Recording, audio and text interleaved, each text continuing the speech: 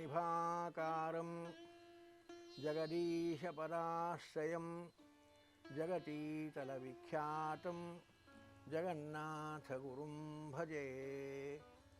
ಹರಿಕಥಾಮೃತಸಾರ ಗುರುಗಳ ಕರುಣದಿಂದಾಪನಿತು ಪೇಳುವೆ, ಪರಮ ಭಗವದ್ಭಕ್ತರಿದನಾದರದಿ ಕೇಳುವುದು.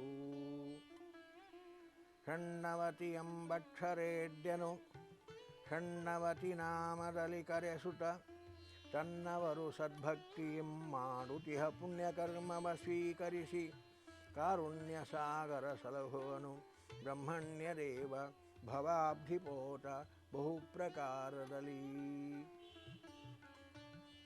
ಈ ಚಿಂತನೆಯನ್ನು ನಾವು ಮಾಡುತ್ತಾ ಇದ್ದೇವೆ. ಈ ಪದ್ಯದ ಚಿಂತನೆ ಸದ್ಭಕ್ತಿಯಂ ಮಾಡುತಿಹ. ಶ್ರಾದ್ದದಲ್ಲಿ ಭಕ್ತಿಯಿಂದ ಬ್ರಾಹ್ಮಣರ ಸಮಾರಾಧನೆ ಮಾಡಬೇಕು ಅನ್ನುವುದನ್ನು ನಾವು ಚಿಂತನೆ ಮಾಡುತ್ತಾ ಇದ್ದೇವೆ. ಬ್ರಾಹ್ಮಣನ ಅಧಿಷ್ಠಾನದಲ್ಲಿ ಸಮಸ್ತ ದೇವತೆಗಳು ಪಿತೃದೇವತೆಗಳು ಇದ್ದಾರೆ. ಅವರ ಅಂತರ್ಯಾಮಿಯಾಗಿ ಭಗವಂತನಿದ್ದಾನೆ ಎನ್ನುವ ಅನುಸಂಧಾನ ಭಕ್ತಿಯಿಂದ ಬ್ರಾಹ್ಮಣ ಸಮಾರಾಧನೆ ಮಾಡಬೇಕು ಅನ್ನುವುದನ್ನು, ಆ ಬ್ರಾಹ್ಮಣರಲ್ಲಿ ನಾವು ಯಾವ ರೀತಿಯಾಗಿ ಭಕ್ತಿ ಅನುಸಂಧಾನಗಳನ್ನು ಮಾಡಬೇಕು, ಗೌರವ ಹೇಗೆ ತೋರಿಸಬೇಕು ಅನ್ನುವ ಅನುಸಂಧಾನಗಳ ಚಿಂತನೆಯನ್ನು ನಾವು ಮಾಡ್ತಾ ಇದ್ದೇವೆ.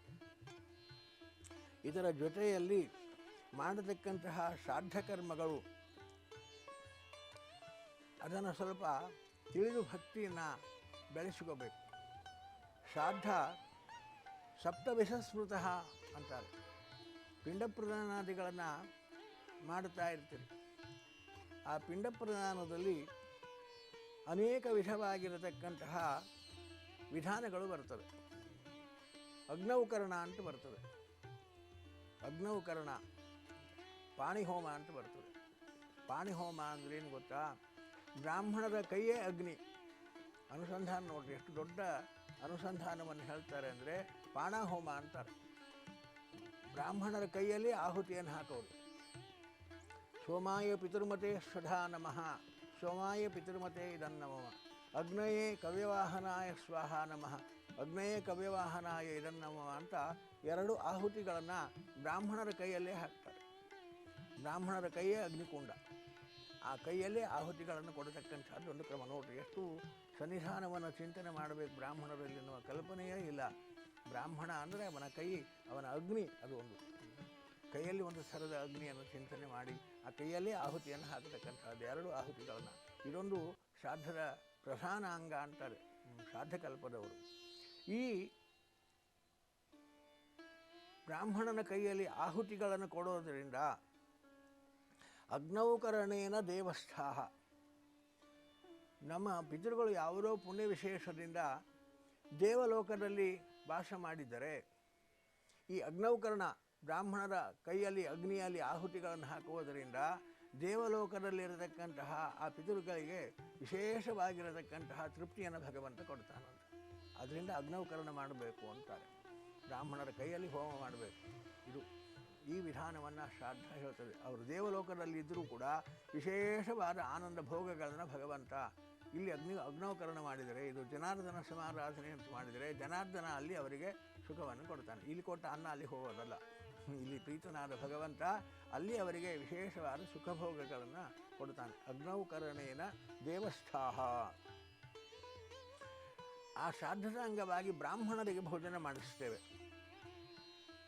ಶ್ರಾದ್ದಾಂಗವಾಗಿ ಬ್ರಾಹ್ಮಣರಿಗೆ ಭೋಜನ ಮಾಡಿಸುವಾಗಲೂ ಕೂಡ ಬ್ರಾಹ್ಮಣರು ಭೋಜನದಿಂದ ತೃಪ್ತರಾಗಿಬಿಟ್ರೆ ಸ್ವರ್ಗಸ್ಥಾಹ, ದೇವಲೋಕದಲ್ಲಿದ್ದ ಪಿತೃಗಳು ಪಾಣಹೋಮದಿಂದ ತೃಪ್ತರಾದರೆ ಸ್ವರ್ಗಸ್ಥರಾಗಿರತಕ್ಕಂತಹ ಆ ಪಿತೃಗಳು ವಿಪ್ರಭೋಜನೆ, ಬ್ರಾಹ್ಮಣರು ಊಟ ಮಾಡಿ ಸಂತೃಪ್ತರಾದರೆ ಅವರು ಪ್ರೀತರಾಗ್ತಾರೆ. ಸ್ವರ್ಗಸ್ಥರಾಗಿರತಕ್ಕಂತಹ ಪಿತೃಗಳು ಸ್ವರ್ಗದಲ್ಲೇ ವಿಶೇಷವಾಗಿರತಕ್ಕಂತಹ ಸುಖವನ್ನು ಅನುಭವಿಸತಕ್ಕಂಥವರಾಗ್ತಾರೆ. ಬ್ರಾಹ್ಮಣ ಭೋಜನ ಒಂದು ಪ್ರಧಾನ ಅಂಗ ಶ್ರಾದ್ದದಲ್ಲಿ. ಬ್ರಾಹ್ಮಣರಿಗೆ ಭೋಜನ ಮಾಡಿಸಬೇಕು. ಅದರಿಂದ ಸ್ವರ್ಗಸ್ಥಾಹ ವಿಪ್ರಭೋಜನೆ. ಇನ್ನು ಶ್ರಾದ್ದದ ಅಂಗವಾಗಿ ಪಿಂಡದಾನಾದಿಗಳನ್ನು ಮಾಡ್ತಾರೆ. ಪಿಂಡದಾನ ಅದೊಂದು ಶ್ರಾದ್ದದ ಅಂಗ, ಪ್ರಧಾನ ಅಂಗ. ಯಮೇತು ಪಿಂಡದಾನೇನ, ಯಾವುದೋ ಪ್ರಾಚೀನ ಪ್ರಾರಬ್ಧ ಕರ್ಮವಶಾತ್, ಯಾವುದೋ ಪ್ರಾಚೀನ ಪಾಪದ ಫಲವಾಗಿ ಅವರು ನರಕವನ್ನು ಅನುಭವಿಸ್ತಾ ಇದ್ದರೆ, ಯಮಲೋಕದಲ್ಲಿ ಇದ್ದರೆ ಯಮೇತು ಪಿಂಡದಾನೇನ, ಪಿಂಡದಾನ ಇದು ಪಿಂಡದಲ್ಲಿ ಪಿತೃಗಳ ಅಧಿಷ್ಠಾನದಲ್ಲಿ ನಾವು ಜನಾರ್ದನನನ್ನು ಅಂತರ್ಯಾಮಿಯಾದ ವಸುವಂತರ್ಗತ ಪ್ರದ್ಯುಮ್ನ ಸಂಕರ್ಷಣ ವಾಸುದೇವ ರೂಪದ ಆರಾಧನೆ ಅಂತ ಪಿಂಡ ಪೂಜೆ ಮಾಡಿದರೆ ಯಮೇತು ಪಿಂಡದಾನೇನ, ಯಮಲೋಕದಲ್ಲಿ ನರಕದಲ್ಲಿದ್ದರೂ ಕೂಡ ಭಗವಂತ ಅವರನ್ನು ನರಕದಿಂದ ಉದ್ಧಾರ ಮಾಡ್ತಾನೆ ಪಿಂಡ ಪ್ರದಾನದಿಂದ ಅಂತಾರೆ. ಯಮೇತು ಪಿಂಡದಾನೇನ. ವಿಕಿರಪಿಂಡ ಅಂತ ಒಂದು ಇಡ್ತಾರಲ್ಲಿ, ಬ್ರಾಹ್ಮಣರ ಭೋಜನ ಆದ ಮೇಲೆ ವಿಕಿರಪಿಂಡ ಅಂತ ಒಂದು ಪಿಂಡ ಇಡ್ತಾರೆ. ಆ ವಿಕಿರಪಿಂಡದಿಂದ ನಾರಕೆ ವಿಕಿರ ಇಷ್ಟತ, ನರಕದಲ್ಲಿ ಯಾವುದೋ ಕೆಟ್ಟ ಭೋಗ ಪಾಪದ ಫಲವಾಗಿ ಅವರು ನರಕದಲ್ಲಿ ಬಿದ್ದಿದ್ದರೆ ವಿಕಿರ ಇಷ್ಟತ, ವಿಕಿರ ಪಿಂಡವನ್ನು ಇಡುವುದರಿಂದ ಆ ಪುಣ್ಯದಿಂದ ಅವರು ನರಕದಿಂದ ಉದ್ಧಾರ ಆಗತಕ್ಕಂಥವರಾಗ್ತಾರೆ. ಅದಕ್ಕೋಸ್ಕರವಾಗಿ ವಿಕಿರ ಪಿಂಡವನ್ನು ಇಡಬೇಕು ಅಂತಾರೆ. ದಕ್ಷಿಣಾಭಿ ಮನುಷ್ಯಾಣ, ಬ್ರಾಹ್ಮಣರಿಗೆ ಸಮೃದ್ಧಿಯಾಗಿ ದಕ್ಷಿಣೆ ಕೊಡಬೇಕು. ಎಲ್ಲ ಮಾಡ್ತಾರೆ, ಅಲ್ಲಿ ಸೋತ್ಬಿಡ್ತಾರೆ ಮನುಷ್ಯರು. ಸಮೃದ್ಧಿಯಾಗಿ ದಕ್ಷಿಣೆಯನ್ನು ಕೊಡಬೇಕು ಅಂತಂದರೆ ಶ್ರಾದ್ದಕಲ್ಪ.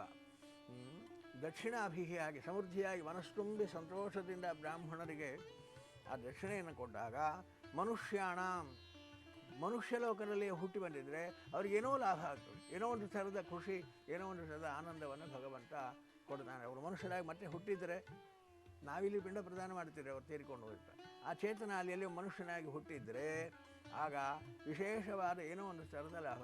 ಯಾವುದೋ ಬರಬಾರದ ದುಡ್ಡು ಬರೋದೇ ಇಲ್ಲ ಅಂತ ಕಾಯ್ಕೊಂಡು ಕೂತ ದುಡ್ಡು ಬರ್ತದೆ. ಹೀಗೇನೋ ಒಂದು ಸಂಯೋಜನೆಗಳು ಆಗ್ತಿರ್ತದೆ ಸಂಸಾರದಲ್ಲಿ. ಸಾಧ್ಯ ಇದೆಲ್ಲ ಯಾಕೆ ಆಗ್ತದೆ ಅಂದರೆ ಯಾರೋ ನಮ್ಮವರು ಅಲ್ಲಿ ಶ್ರಾದ್ದಾದಿಗಳನ್ನು ಮಾಡುತ್ತಾ ಇರ್ತಾರೆ, ವಿಶೇಷವಾದ ದಕ್ಷಿಣೆ ಕೊಟ್ಟಿರ್ತಾರೆ, ಇಲ್ಲಿ ಅದು ಲಾಭ ಆಗ್ತದೆ. ಹೀಗೆ ಹೇಳ್ತಾರೆ. ಅದೊಂದು ದಕ್ಷಿಣೆ ಒಂದು ಸರದ ಶ್ರಾದ್ದದ ಅಂಗ. ದಕ್ಷಿಣಾಭಿ ಮನುಷ್ಯಾಣಾಂ ತೃಪ್ರಯ ಪರಿಕೀರ್ತಿತಾ.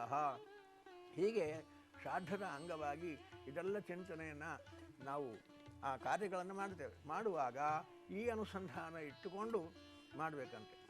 ಅಗ್ನೌಕರಣೇನ ದೇವಸ್ಥಾಃ ಸ್ವರ್ಗಸ್ಥಾಃ ವಿಪ್ರಭೋಜನೆ ಯಮೇತು ಪಿಂಡದಾನೇನ ನರಕೆ ವಿಕಿರೈಸ್ತಥಾ ದಕ್ಷಿಣಾಭಿ ಮನುಷ್ಯಾಣ ತೃಪ್ತಯ ಪರಿಕೀರ್ತಿತಾ ಅಂತ ಶ್ರಾದ್ದಕಲ್ಪ ಈ ರೀತಿಯಾಗಿ ನಮಗೆ ವಿಧಾನವನ್ನು ಮಾಡ್ತದೆ.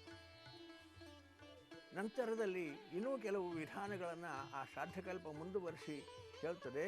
ಪಶುಸ್ಥಾಃ ಪ್ರಿಯವಾಕ್ಯೇನ ಪಕ್ಷಿ ಪಾದಾಭಿವಂದನಾತ್ ಶ್ರೀಮಂತೋ ದಕ್ಷಿಣಾದಾನೆ ಶ್ರಾದ್ಧ ಸಪ್ತವಿಸಸ್ಮೃತಃ ಅಂತಾರೆ. ಪಶುಸ್ಥಾಃ ಪ್ರಿಯವಾಕ್ಯೇನ, ನಾವು ಆಮಂತ್ರಿಸಿದ ಬ್ರಾಹ್ಮಣರ ಜೊತೆಯಲ್ಲಿ ಪ್ರಿಯವಾಗಿ ಪ್ರೀತಿಯಿಂದ ಮಾತನಾಡಿ ಗೌರವಿಸಿದರೆ, ನಮ್ಮ ಪಿತೃಗಳು ಪಶುಗಳಾಗಿ ಹುಟ್ಟಿದರೆ ಆ ಪಶು ದೇಹದಲ್ಲಿ ಅವರಿಗೆ ಸುಖವನ್ನು ಕೊಡ್ತಾನೆ. ಏನೋ ವಿಶೇಷವಾಗಿರತಕ್ಕಂತಹ ಆನಂದವನ್ನು ಆ ಪಶುಗಳಿಗೆ ನಾವು ಆಡಿದ ಪ್ರಿಯವಾಕ್ಯಗಳಿಂದ ಆ ಪಶು ಜೀವನದಲ್ಲಿ ಇದ್ದರೆ ಅಲ್ಲಿ ಆನಂದವನ್ನು ಕೊಡ್ತಾನಂತೆ ಜನಾರ್ದನ. ಪಕ್ಷಿ ಪಾದಾಭಿವಂದನಾತ್, ಹಿಂದೆ ಹೇಳಿದ ಅನುಸಂಧಾನದಂತೆ ಬ್ರಾಹ್ಮಣರ ಪಾದಕ್ಕೆ ಹಣೆ ಹಚ್ಚಿ ನಮಸ್ಕಾರ ಮಾಡಬೇಕು. ಬ್ರಾಹ್ಮಣರಿಗೆ ನಮಸ್ಕಾರ ಅಂತ ಸುಮ್ಮನೆ ದೂರ ನಮಸ್ಕಾರ ಅಂತ ಒಂಟಿಗೆಯಲ್ಲೋ ಹೀಗೆ ಸುಮ್ಮನೆ ದೂರ ಕೈ ಮುಗಿಯೋದಲ್ಲ. ಬ್ರಾಹ್ಮಣರ ಪಾದಸ್ಪರ್ಶ ಮಾಡಿ ಪಾದಕ್ಕೆ ಹಣೆ ಹಚ್ಚಿ ನಮಸ್ಕಾರ ಮಾಡಬೇಕು. ಹಾಗೆ ಪಾದ ಅಭಿವಂದನ ಅಂತ ಅದಕ್ಕೋಸ್ಕರವಾಗಿ ಅಭಿವಾದನ ಅಂತ ಹೇಳಿದ್ರೆ ಗೋತ್ರಾದಿಗಳನ್ನು ಹೇಳಬೇಕು. ಪ್ರವರ ಗೋತ್ರಗಳನ್ನು ಹೇಳಿ ತನ್ನ ಹೆಸರನ್ನು ಹೇಳಿಕೊಂಡು ನಮಸ್ಕಾರ ಮಾಡಬೇಕು. ಅದು ಅಭಿವಾದನ ಅಂತ ಆಗ್ತದೆ. ಇಂತಹ ಗೋತ್ರದಲ್ಲಿ ಇಂತಹ ಪ್ರವರದಲ್ಲಿ ಬಂದಿರತಕ್ಕಂತಹ ನಾನು ಇಂತಹ ಬ್ರಾಹ್ಮಣನಿಗೆ ನಮಸ್ಕಾರ ಮಾಡುತ್ತಾ ಇದ್ದೇನೆ ಅಂತ ಪ್ರವರ ಗೋತ್ರಾದಿಗಳನ್ನು ಹೇಳಿ ಅಭಿವಾದನ ಮಾಡತಕ್ಕಂಥದ್ದು. ಹಾಗೆ ಭಕ್ತಿಯಿಂದ ಬ್ರಾಹ್ಮಣರ ಪಾದ ಮುಟ್ಟಿ ನಮಸ್ಕಾರ ಮಾಡಿದರೆ ಪಕ್ಷಿ ಪಾದ ಅಭಿವಂದನಾತ್, ಪಕ್ಷಿ ಜನ್ಮ ನಮ್ಮ ಪಿತೃಗಳಿಗೆ ಬಂದಿದ್ದರೆ ಅಲ್ಲಿ ಆನಂದವನ್ನು ಕೊಡ್ತಾನೆ. ನೀವು ಶ್ರಾದ್ದದಲ್ಲಿ ಇದೆಲ್ಲ ವಿಧಾನ ಮಾಡ್ತಾನೆ. ಒಂದೊಂದು ವಿಧಾನಕ್ಕೆ, ಯಾಕೆಂದರೆ ಅವ್ರು ಏನಾಗ್ಯಾರೋ ನಮಗೆ ಗೊತ್ತಿಲ್ಲ. ಅವ್ರು ಸ್ವರ್ಗದಲ್ಲಿದ್ದಾರೋ, ನರಕದಲ್ಲಿದ್ದಾರೋ, ಯಮಲೋಕದಲ್ಲಿದ್ದಾರೋ, ದೇವಲೋಕದಲ್ಲಿದ್ದಾರೋ, ಪಕ್ಷಿಗಳಾಗಿ ಹುಟ್ಟಿದ್ದಾರೋ, ಪಶುಗಳಾಗಿ ಹುಟ್ಟಿದ್ದಾರೋ, ಮನುಷ್ಯ ಯಾವುದೂ ಗೊತ್ತಿಲ್ಲ. ಅವರು ಎಲ್ಲೇ ಇರಲಿ ಒಂದೊಂದು ಶ್ರಾದ್ದದ ವಿಧಾನಗಳಿಗೆ ಒಂದೊಂದು ಫಲವನ್ನು ಹೇಳ್ತಾರೆ. ಅದಕ್ಕೋಸ್ಕರವಾಗಿ ಅಗ್ನೌಕರಣೇನ ದೇವಸ್ಥಾಃ ಸ್ವರ್ಗಸ್ಥಾಃ ವಿಪ್ರಭೋಜನೆ, ಬ್ರಾಹ್ಮಣರ ಭೋಜನದಿಂದ ಸ್ವರ್ಗಲೋಕದಲ್ಲಿದ್ದವರು, ಯಮೇತು ಪಿಂಡದಾನೇನ, ಪಿಂಡದಾನದಿಂದ ಯಮಲೋಕದಲ್ಲಿದ್ದವರು, ವಿಕಿರದಿಂದ ನರಕದಲ್ಲಿದ್ದವರು, ವಿಕಿರ ಶ್ರಾದ್ದದಿಂದ ದಕ್ಷಿಣೆಯನ್ನು ಕೊಡೋದರಿಂದ ಮನುಷ್ಯ ಲೋಕದಲ್ಲಿ ಮನುಷ್ಯರಾಗಿ ಹುಟ್ಟಿದರೆ, ಪಶುಸ್ಥಾಃ ಪ್ರಿಯವಾಕ್ಯೇನ, ಬಂದ ಬ್ರಾಹ್ಮಣರಿಗೆ ಆಮಂತ್ರಿತ ಬ್ರಾಹ್ಮಣರಿಗೆ ಪ್ರೀತಿಯಿಂದ ಮಾತನಾಡಿಸಿದಾಗ ಪಶುಜನ್ಮದಲ್ಲಿದ್ದ ಪಿತೃಗಳಿಗೆ ಅಭಿವಂದನ, ಬ್ರಾಹ್ಮಣರಿಗೆ ಭಕ್ತಿಯಿಂದ ನಮಸ್ಕಾರ ಮಾಡ್ತಾ ಇದ್ದರೆ ಪಕ್ಷಿ ಯೋನಿಯಲ್ಲಿ ಅವರು ಹುಟ್ಟಿದರೆ ಅಲ್ಲಿ ಆನಂದ. ಶ್ರೀಮಂತೋ ದಕ್ಷಿಣಾದಾನೇನ, ದಕ್ಷಿಣೆ ಕೊಟ್ಟರೆ ಶ್ರೀಮಂತಿಕೆಯಿಂದ ಹುಟ್ಟಿದರೆ ಅವರು ಅಲ್ಲಿ ಹೆಚ್ಚಿನ ಶ್ರೀಮಂತಿಕೆಯನ್ನು ಮತ್ತೆ ಕೊಡ್ತಾನಂತೆ ಭಗವಂತ. ಹೀಗೆ ಶ್ರಾದ್ದ ಸಪ್ತವಿಹಸ್ಮೃತಃ ಅಂತಾರೆ. ಹೀಗೆ ಶ್ರಾದ್ದದಲ್ಲಿ ಅನೇಕ ಅಂಗಗಳುಂಟು. ಆ ಅಂಗಗಳಲ್ಲಿ ಈ ರೀತಿಯಾಗಿ ಅನುಸಂಧಾನ ಮಾಡಿ ಬ್ರಾಹ್ಮಣ ಅಧಿಷ್ಠಾನದಲ್ಲಿ ಭಗವಂತ ಪ್ರೀತನಾಗಲಿ ಅಂತ ಕೊಡಬೇಕಾಗಿರತಕ್ಕಂಥದ್ದು ಈ ಜ್ಞಾನ.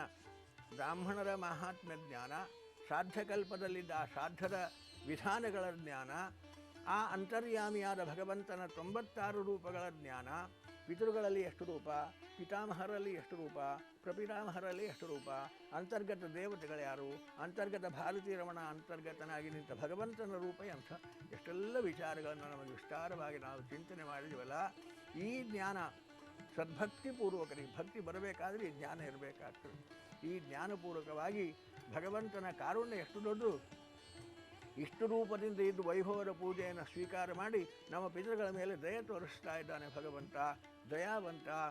ಕರ್ತವ್ಯದಲ್ಲಿ ಅವನು, ಕಾರ್ಯದಲ್ಲಿ ಅವನು, ಕರಣದಲ್ಲಿ ಅವನು, ಭೋಜ್ಯ ಪದಾರ್ಥದಲ್ಲಿ ಅವನು, ಭೋಜನ ಮಾಡುವ ಭೋಕ್ತಾರನಲ್ಲಿ ಅವನು, ಕಾಲದಲ್ಲಿ ಅವನು, ದೇಶದಲ್ಲಿ ಅವನು, ಸರ್ವತ್ರದಲ್ಲಿ ತಾನೇ ಅನೇಕ ರೂಪದಿಂದ 3555 ಜನಾರ್ದನ ರೂಪದಿಂದ ಇದ್ದು ನಮ್ಮ ಪಿತೃಗಳ ಸಮಾರಾಧನೆಯನ್ನು ತಾನು ಮಾಡಿಸ್ತಾ ಇದ್ದಾನೆ.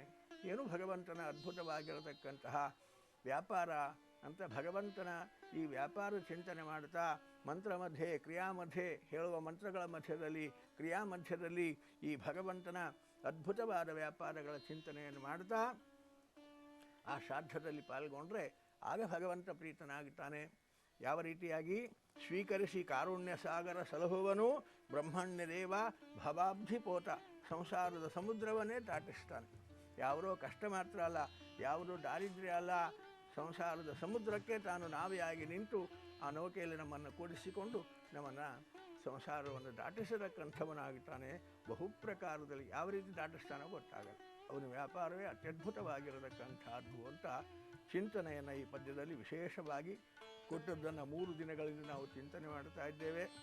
ಮುಂದಿನ ಪದ್ಯ ಚಿಂತನೆ ಮತ್ತು ನಾಳಿನ ದಿನ ಚಿಂತನೆ ಮಾಡೋಣ. 10ನೇ ಪದ್ಯದಲ್ಲಿ ಭಗವಂತ ಯಾವ ರೀತಿಯಾಗಿರುತ್ತೆ, ಬಹುಪ್ರಕಾರ ಅಂದರೆ ಅದೇನು ಬಹುಪ್ರಕಾರ ಅಂದರೆ ಅನ್ನುವ ಚಿಂತನೆಯನ್ನು ಮುಂದಿನ ಪದ್ಯದಲ್ಲಿ ಕೊಡ್ತಾರೆ. ಮತ್ತು ನಾಳಿನ ದಿನ ಆ ಚಿಂತನೆಯನ್ನು ಮುಂದುವರಿಸೋಣ. ಮಧ್ವೇ ಶಾರ್ಪಣಮಸ್ತು. ವಿಶ್ವ ಪ್ಲಸ್, ಜನಹಿತಕ್ಕಿದು ಜ್ಞಾನದ ಜಾಲ.